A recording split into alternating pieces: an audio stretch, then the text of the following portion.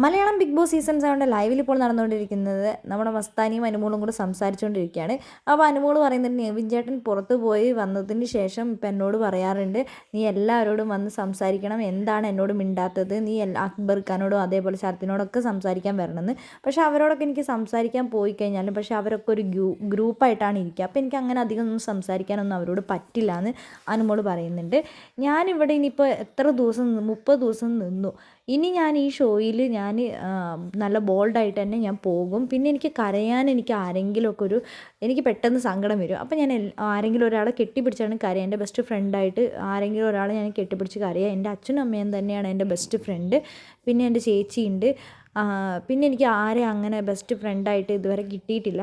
ഇപ്പോഴെനിക്ക് ഒരാളെ big boss വീട്ടിൽ കിട്ടിയിട്ടുണ്ടായിരുന്നു. പക്ഷേ ദൈവം എനിക്ക് കാണിച്ചു തന്നു സത്യം എന്താണെന്ന്. ഞാൻ എൻ്റെ കണ്ണിൽ കണ്ടു മനസ്സിലാക്കി.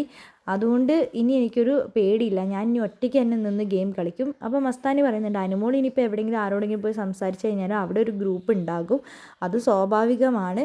ഒറ്റയ്ക്ക് നിന്ന് തന്നെ കളിച്ചാൽ മതി. ചിലപ്പോൾ നാളെ നിനക്ക് എന്നെ കരയിപ്പിക്കേണ്ടി വരും, ജിഷൻ ചേട്ടൻ എന്നെ കരയിപ്പിക്കേണ്ടി വരും, തീർച്ചയായിട്ടും വരുന്ന മസ്താനി പറയുന്നുണ്ട്.